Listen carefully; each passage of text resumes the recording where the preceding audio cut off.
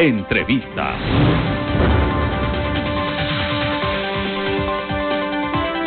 Nuestro siguiente invitado es el economista Larry Yumibanda, que está con nosotros acá en el estudio. Buenos días, economista, ¿cómo le va? Buenos días, Javier, buenos días también al país, ¿no? Bienvenido. A ver, ¿cuál es la óptica o la lectura que le podemos dar este cambio en el timonel del Ministerio de Finanzas frente a una situación crítica económicamente hablando de nuestro país? Yo creo que era necesario oxigenar el Ministerio de Finanzas. Yo creo que la apertura que ha dado el actual ministro Pozo, ojalá deje sembrado algunas cuestiones en materia de lo que se viene para el próximo año. Lo que sí consideramos importante es que este acuerdo con el Fondo Monetario Internacional, prácticamente el próximo gobierno tendrá que continuarlo. Se necesitan los recursos, pero si hay discrepancias con alguna recomendación de política económica, creemos que es también importante revisarlo, ¿no?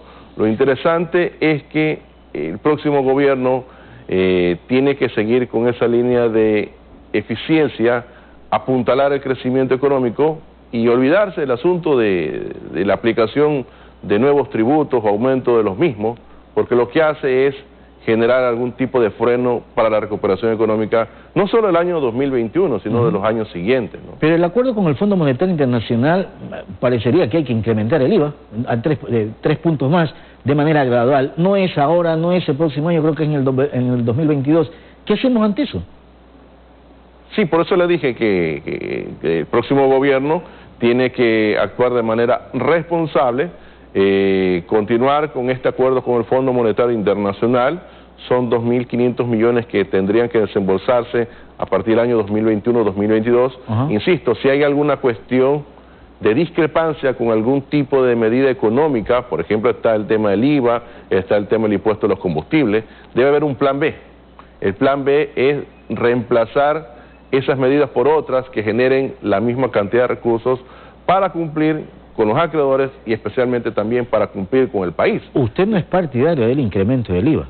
No, nosotros nunca hemos sido partidarios de subir el IVA en una situación tan delicada como está la economía ecuatoriana, que prácticamente está en terapia intensiva.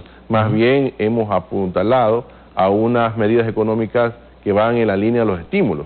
Y a veces, por ejemplo, de lo que nosotros hemos visto en la carta de intención, como que se contradicen las recomendaciones de política económica. ¿Por qué digo esto? Porque por un lado se va a inyectar recursos importantes, que son de aproximadamente 4.000 millones para este año, y por otro lado se recomienda aumento del IVA, creación de un impuesto a los combustibles, considerar el 13º y 14º para el cálculo del impuesto a la renta. Eso va a hacer que más ciudadanos paguen el impuesto a la renta.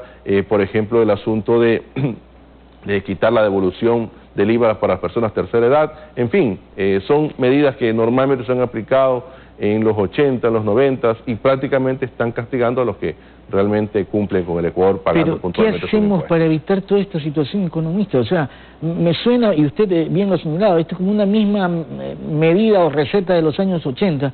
Estamos en un país dolarizado, seguimos hablando del mismo tema, de nada sirvió cambiar la moneda. Digo yo porque estamos en la misma crisis. Es que la dolarización no garantiza las malas prácticas del gobierno.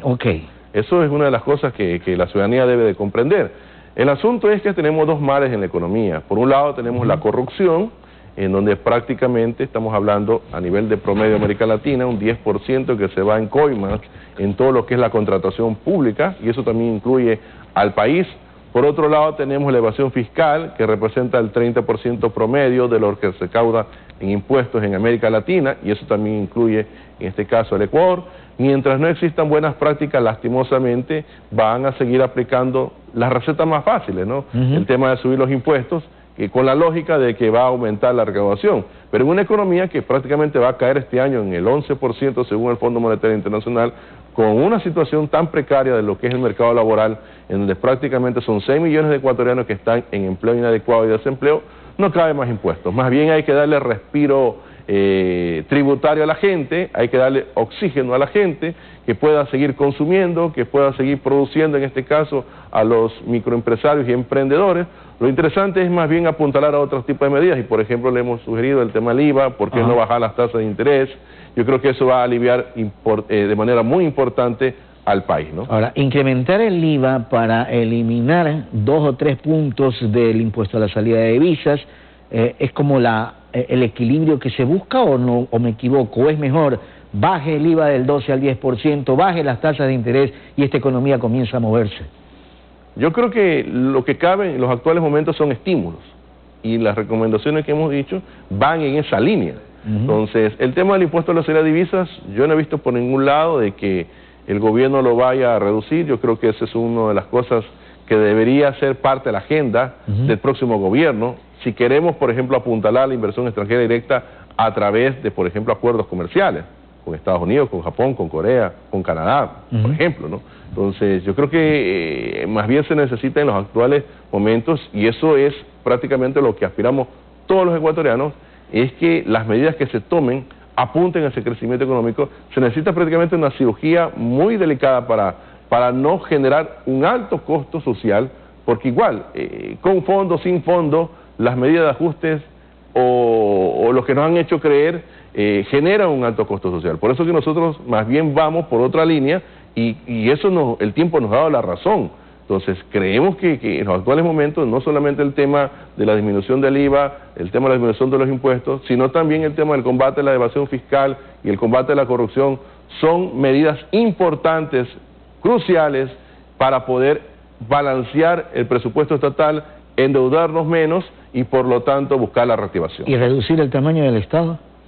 Hay que entrar en un proceso de optimización en el tema de las compras públicas, en el tema de salarios. En el tema de salarios hay que tener mucho cuidado. Yo siempre he dicho que, por ejemplo, hay que hacer más con menos, y si hay que revisar ministerio por ministerio, obviamente en una situación de desigualdad, el tema de salud, el tema de educación y el tema de seguridad, yo creo que son componentes muy sensibles para algún tipo de recorte.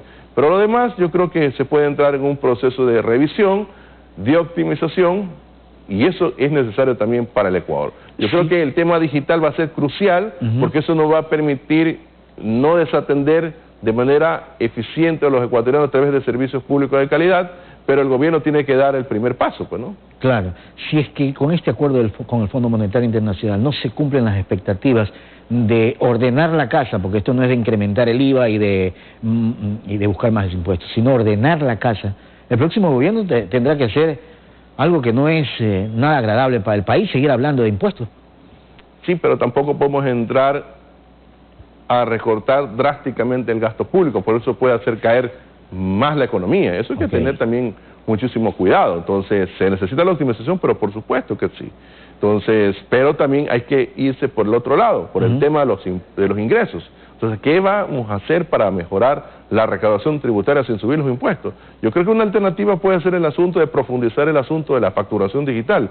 Puede ayudar muchísimo a controlar la evasión fiscal. Por ejemplo, el tema consideramos crucial el tema del RICE, que no sea voluntario, sino sea obligatorio, comenzar a revisar exenciones que, por ejemplo, no lesionen la capacidad adquisitiva de la clase media y la clase popular. En fin, hay muchísimo por trabajar por el tema de los ingresos, pero enfocarnos solamente en los gastos y descuidar los ingresos, cuidado, se nos genera no cerrar el déficit fiscal, y a lo mejor tenemos que seguirnos endeudando. Economista, muchas gracias por haber estado con nosotros esta mañana. Buen día. Gracias a usted. Gracias. El economista Larry Yumibanda, 7:26, hacemos la pausa.